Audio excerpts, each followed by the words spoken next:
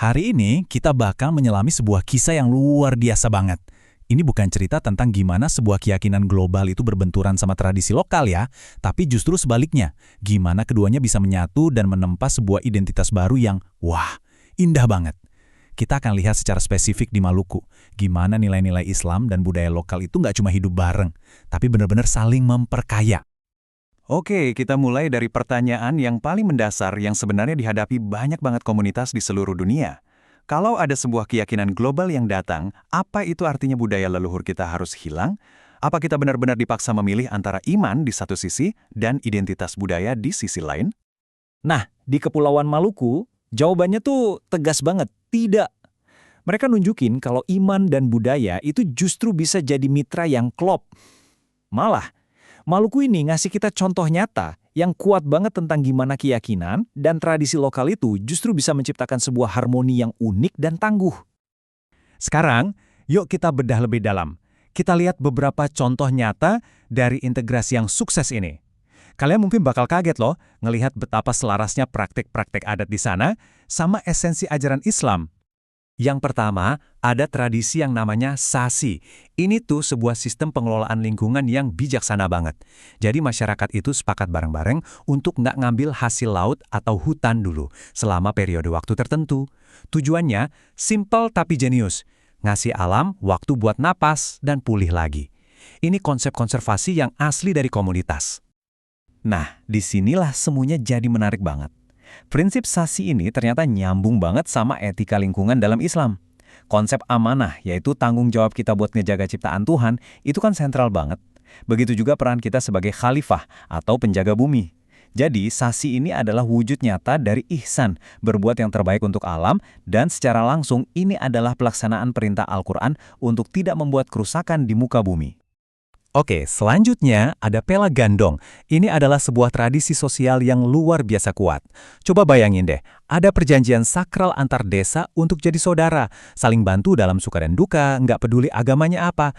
Ini tuh kayak lem super sosial yang menjaga keharmonisan masyarakat Maluku selama berabad-abad. Dan lagi-lagi praktik ini mencerminkan ajaran Islam dengan sangat indah. Pelayan gandong itu ya wujud nyata dari ukhuwah insaniyah, persaudaraan seluruh umat manusia. Tradisi tolong-menolongnya itu adalah cerminan hidup dari konsep ta'awun yang dianjurkan dalam Al-Quran. Ini nunjukin gimana ajaran Islam tentang toleransi dan hidup damai itu benar-benar dipraktekkan dalam sebuah sistem adat yang nyata. Tapi kedengarannya indah ya. Tentu proses integrasi ini bukannya tanpa tantangan. Ada satu pertanyaan teologis yang penting banget. Gimana caranya merangkul adat, tapi mengorbankan kemurnian akidah? Titik paling krusialnya adalah gimana caranya menghindari syirik atau praktek menyekutukan Tuhan. Nah, ini nih kekhawatiran utamanya. Apalagi kalau tradisi-tradisi pra-Islam yang kadang punya ritual tertentu bertemu dengan ajaran tauhid yang murni. Jadi, disinilah letak tarik menariknya. Di satu sisi ada keinginan kuat banget buat melestarikan kearifan lokal, ritus leluhur, persembahan simbolis, dan identitas budaya yang unik. Tapi di sisi lain ada prinsip fundamental dalam Islam untuk menjaga tauhid yang murni dan menghindari segala bentuk syirik. Pertanyaannya, gimana cara mereka menjembatani dua hal ini? Dan ternyata, masyarakat Maluku ini punya pendekatan yang sangat bijaksana, yang bisa kita lihat sebagai sebuah strategi yang jelas.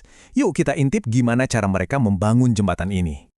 Ternyata ada resepnya. Pertama, dialog.